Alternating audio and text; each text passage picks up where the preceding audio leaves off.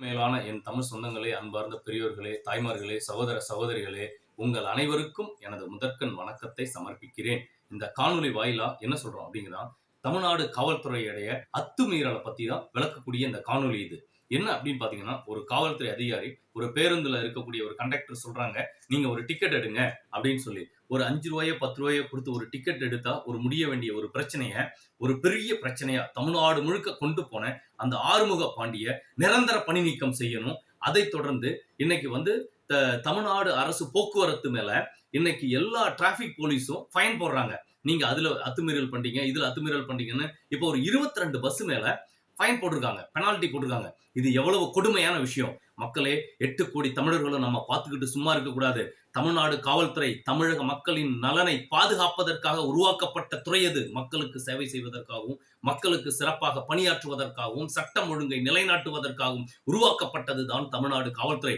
தமிழ்நாடு காவல்துறை தமிழினத்துக்கு எதிராக செயல்பட நினைத்தாலோ இல்ல தமிழினத்துக்கு எதிராக பயமுறுத்த நினைத்தாலோ அதை தட்டி கேட்பது ஒவ்வொரு தமிழனின் தலையாய கடமை. மறந்துடாதீங்க, மறந்தும் இருந்துடாதீங்க. தமிழ்நாடு காவல்துறையில 2 டிராபிக் போலீஸ் வந்து ஒரு பஸ்ஸை நிறுத்தி ஃபைன் போடுறாங்க. அந்த பஸ்ல இருக்கக்கூடிய 100 பயணிகள் என்ன உட்காந்து வெடி பார்த்துட்டீங்க. 100 பயணிகள் ஒண்ணு சேர்ந்து அந்த 2 டிராபிக் போலீஸை கைது பண்ணி நடு ரோட்ல எடுத்துட்டு போய் வீடியோ வெளியிடுங்க. உயர்நீதிமன்றத்திலையும் உச்ச நீதிமன்றத்திலையும் நிறுத்தி உங்களோட உரிமைகளை தட்டி கேளுங்க. அதாவது ஒரு காவல்துறை அதிகாரி தன்னால ஒரு 10 ரூபா கொடுத்து டிக்கெட் எடுக்க வக்கில்ல அவர் வந்து ஒரு வீடியோவை வெளியிட்டு பரபரப்பாக்கி தமிழ்நாட்டில் இருக்கிற ஒட்டுமொத்த காவல்துறையும் ஒண்ணு சேர்ந்துக்கிட்டு, அதுதான் நான் முதல்ல இருந்து சொல்லிட்டு இருக்கிறேன், ஒரு காக்கி தப்பு பண்ணுனா 100 காக்கி அதை பாதுகாப்பு பண்ணுது. சோ தமிழக மக்களே, விழித்தெழணும். பொறுத்தது போதும் பொங்கி எழுங்கள், உறங்கியது போதும் விழித்தெழுங்கள். புரட்சிகரமான மாற்றங்களை தமிழகத்தில் உருவாக்கிடுவது ஒவ்வொரு தமிழனின் தலையாய கடமை. மறந்துடாதீங்க. இது மாதிரி இவங்க பொய் வழக்கு போடுறது, அதாவது வந்து இப்போ ஒரு அச்சுறுத்தல் கொடுக்குறாங்க. எப்படின்னா, தமிழ்நாடு அரசு போக்குவரத்து கழகத்துக்கு போக்குவரத்து துறைக்கு அச்சுறுத்தல் கொடுக்குறாங்க. ஏன்? அவங்க வந்து இப்போ ஒரு பார்க்கிங் இல்ல, ஒரு 4 பேசஞ்சர் நிக்கிறாங்க. அந்த 4 பேசஞ்சரை அந்த கண்டக்டர் அந்த இடத்துல பஸ்ஸை நிறுத்தி எடுத்துக்கிட்டு போனா மட்டும்தான் தமிழ்நாடு போக்குவரத்து துறைக்கு வருமானம்.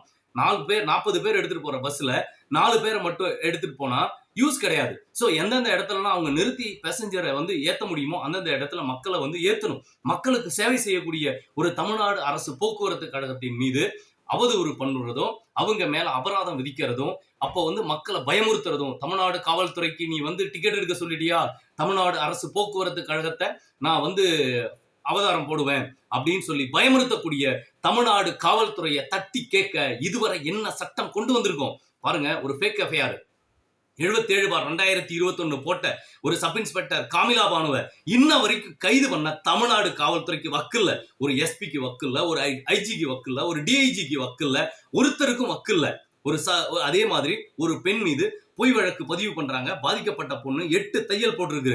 அந்த பொண்ணு மேல ஒரு பொய் வழக்க பதிவு பண்ணி அந்த பதிவு பண்ண இன்ஸ்பெக்டரை போயிட்டு நம்ம நேரடியா பேசி, அதாவது சப் இன்ஸ்பெக்டர் ஆசை தம்பின்னு சொல்லி கடலூர் மாவட்டம் பெண்ணாடம் காவல் நிலையத்தில் இந்த வழக்கு பதிவு பண்றாங்க.